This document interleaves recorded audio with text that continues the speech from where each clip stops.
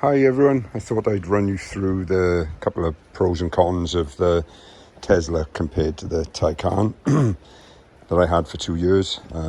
There seems to be more pros with the Tesla, but it is new. I'm just getting used to it. But while I'm looking at it outside in this wonderful British weather, I did notice that the car is not far off the size of my wife's Cayenne coupe, which was quite surprised. I thought it was a bit smaller, but looking at them side on, they're approximately the same. So, yeah, that's quite a surprise. So let's get inside the car and give you a bit of an overview of what I've found. Opens up nice and easy. No worry about key in my pocket and pulling handle and not working. So, let's put the toy box display up while we do it. We'll go through some of the little features in a moment, but basically I've written down a list of some things that I found to be different. I'm not saying that one is better for you than the other. It's personal preference, but the things that I found, as I say, I had the Taycan for 2 years, and these are a few bits that I found to be different so far. So one is space and seating. The Taycan was the Turbo S, it was the 5-seater. You've got to pay to upgrade for the middle seat in the back. With this one, these come as a 5-seater standard in this country. Don't think we can get 7-seaters. To be honest with you, I don't think I'd want a 7-seater. I think it'd be too small for the 2 seats in the back, and I never really use more than 2 as a rule. Whenever I'm going anywhere, it tends to be myself. So a couple of options I picked on the Taycan was the display for the passenger. Personally, if I was to get another one again, I wouldn't do that because I think it was just a lot of money for something that barely got used. The internal space and seating in this one, 5 seats. Taycan is 5 seats that had heated seats, as does this, but that came with 4. The middle seat you couldn't heat. On this one you get the 5, so when you go into your display, you pick your rear, and then you can turn on all 3 of the rear seats. With the other one, you could only turn on the 2. Yes, they were done by the passenger, but it's not a great deal to turn them on and off. You can select them individually, then you can turn them all off if you want to, and then change it as you like, and then select them off. So go back to the front, and then that does your driver's and passenger seat. Again, 1, 2, 3, 1, 2, 3. So I found that a bit better in this car. One thing I found while I'm here is to drop this display. It's easier to push that again. So if you push that to bring it up, the temperature, and then push it to pull it down, because if you try and slide it down, you tend to change the fan speed or something else on there. So it's easier to do it on that one. The lack of driver display in the night with the Tesla, that was a bit of a eye-opener to me. So when I was driving around first, it was great in the day. I found it really easy, extremely simple to get used to. The speed in the corner is something that, again, as many people say, is easy to live with. It is, but at the night time it was a little bit of a surprise, because as you're driving along and I'm used to a display in front of me across there, then that was a bit different. So getting used to it, I've driven it a few more times in the dark, as it tends to get dark around 4 o'clock this part of the country, so in the evening. And then I found it much easier, but initially it was a bit of a surprise. So, that was another one. The software updates that I've had on this car already, so I've had it just over a week, and it's done 2 software updates. I don't know how often they happen. I don't know how frequent they are. I believe they're relatively frequent, much more frequent than in the Taycan. But with that car, anytime you have a software update, you have to take the car into Porsche.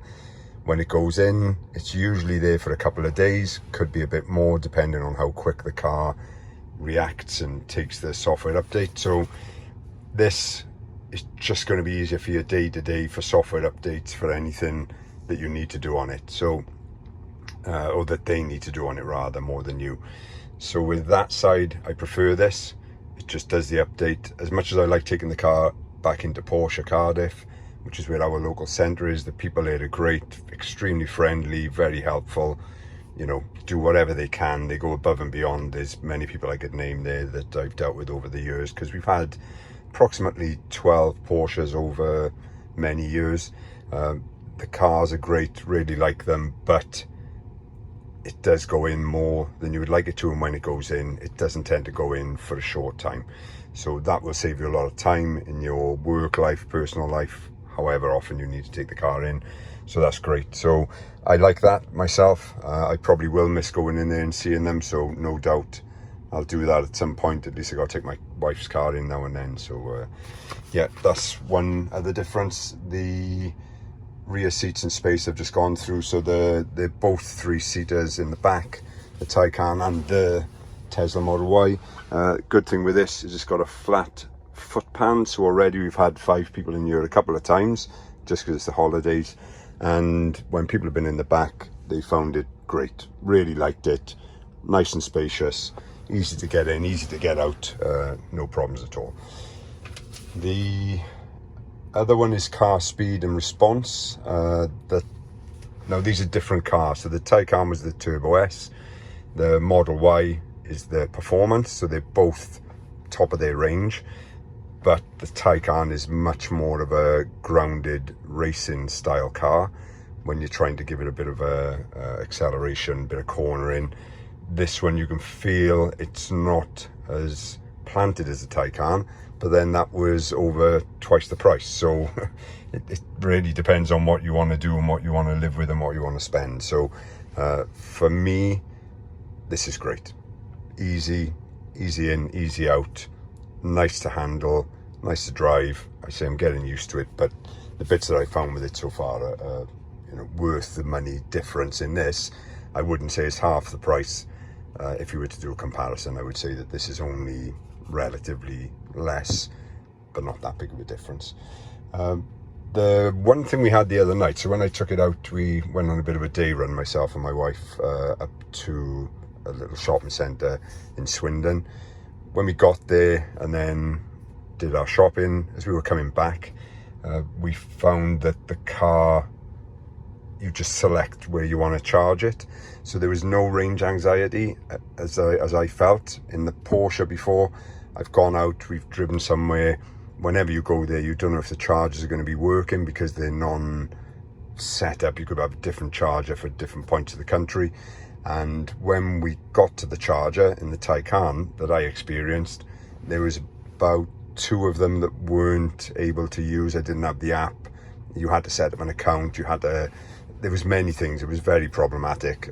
I've had it once where the car stopped on me because I thought I had enough to get to a charger. I didn't, but it did stop. You then restart it, it goes into limp mode and you can drive there. So this car, when we then came back, it directed us to Bristol Cribbs Causeway. So I don't know if you've ever been there. If you have, you know where it is. If you haven't, the car that I found doesn't take you directly to the point of charge, so you have to do a little bit of a loop. Now we got there on 2%, but even with 2%, I knew there were chargers there, I knew they were Tesla, I knew that when the car plugged in it would communicate extremely well and it wouldn't be a problem. So personally, I didn't have any range anxiety, even the 2%. In the Taycan, if I'd have got there with 2%, I'd have been worried. If I got anywhere with 2%, it would have worried me. So that was fantastic. I got there, we did find it. It was under the car park in John Lewis. When you go in there, plug it in, started charging super fast. It went up to about 240 kilowatts. Not for the full charge, but within 40 minutes, I think we had 90%. So that was great.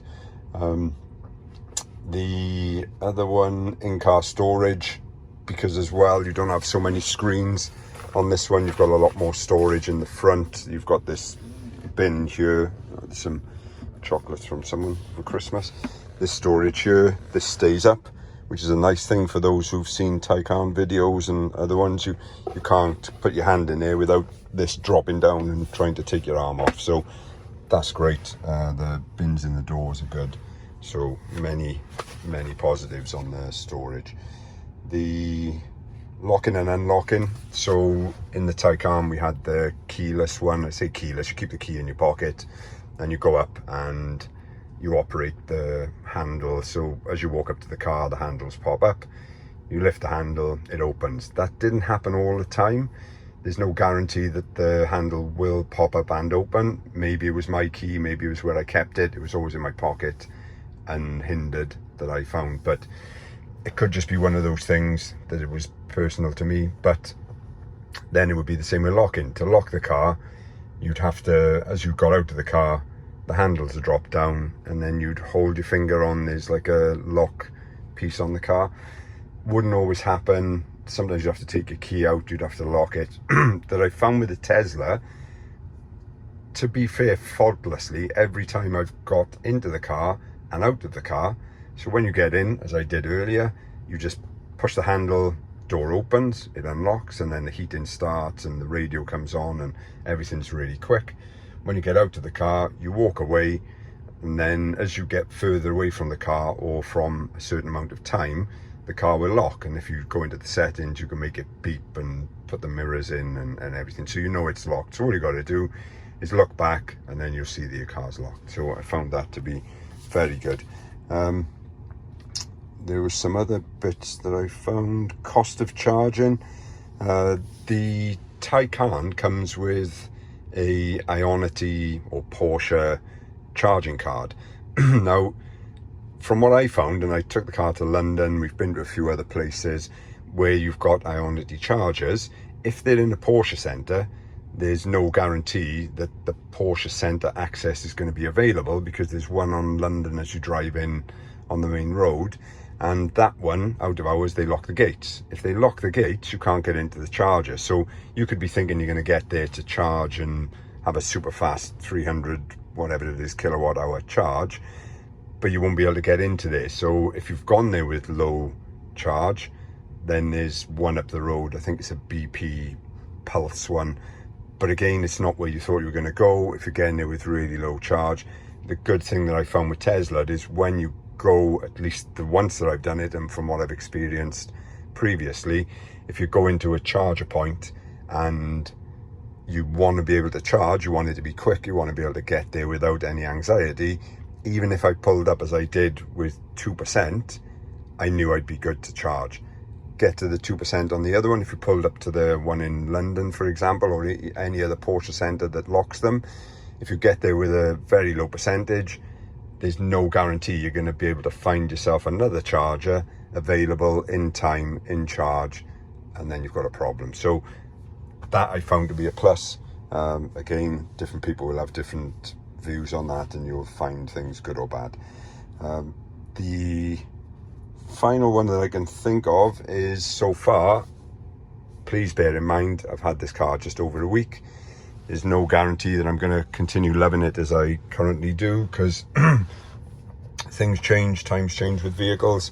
But I just found it to be so good, so easy. If I want to charge the phone, I just put my phone on there. It didn't charge in the house the other day. Come into the car, didn't have a problem. Put it on the charger, and it wirelessly charged up in no time. Cup holders are good, set to one size. As long as your cup size is right, you'll be okay. I'm going to leave it at that for now. I think that's been long enough. I'll do some more updates as time goes on. Hope you enjoyed it. Hope it was helpful. And please leave a like, comment, subscribe if you want to. And then I'll try and do more content on the Tesla. Speak to you soon.